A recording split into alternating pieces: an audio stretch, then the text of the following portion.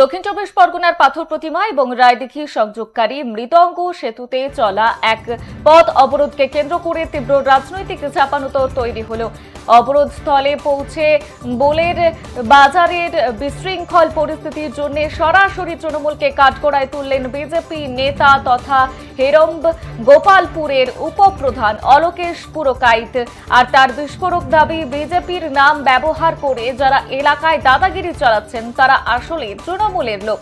স্থানীয় সূত্রে আরো জানা যাচ্ছে, বোলের বাজার এলাকায় টোটো চালকদের একাংশের জোর জবরদস্তি, যাত্রী হয়রানি এবং বেআইনিভাবে অর্থ আদায়ের অভিযোগে ক্ষোভে ফুঁসছিলেন স্থানীয় বাসিন্দা এবং চালকেরা। আর এই গোটা ঘটনায় স্থায়ী সমাধানের দাবিতে পাথর প্রতিমা রায়দিঘি সংযোগকারী মৃদঙ্গ সেতুতে টানা 3 ঘন্টারও বেশি সময় ধরে চলে পথ অবরোধ।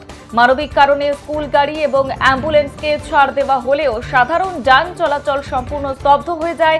বিজেপি নেতার অভিযোগ, পরিকল্পিতভাবে গেরুয়া শিবিরের ভাবমূর্তি কালিমা লিপ্ত করার জন্য তৃণমূলের দুষ্কৃতীরা বিজেপির পরিচয় দিয়ে এই অপকর্ম করছে। আর এ বিষয়ে দল যে কোনো আপোষ করবে না তাও পরিষ্কারভাবে জানিয়ে দেওয়া হয়েছে। আমাদের পথ ছাড়তে হবে, আমাদের আন্দোলন চলছেই চলবে, যতক্ষণ না এই সমস্যার সমাধান হচ্ছে ততক্ষণ আন্দোলন চলছেই চলবে। নজর রয়েছে দক্ষিণ চব্বিশ পরগনার দিকে। যেমনটা জানাচ্ছিলাম, বোলের বাজারে বিজেপির নাম ভাঙিয়ে দাদাগিরি, ওরা বিজেপির নয় তৃণমূলের হায়না, অলোকেশ পুরকাইতের বিস্ফোরক দাবি।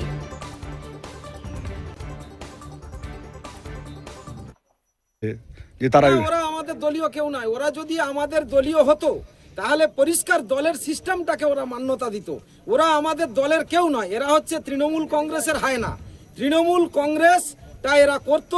সরকার পরিবর্তনের পরে এরা বিজেপি বলে বিজেপি দলের মধ্যে ঢুকে গিয়ে এই রকম ধরনের একটা অশান্তিকর পরিবেশ তৈরি করছে।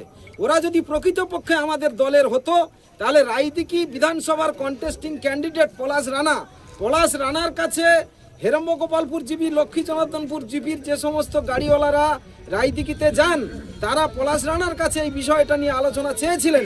পলাশ রানার কথাটাকে পর্যন্ত এরা কোনো রকমভাবে গুরুত্ব দেয়নি।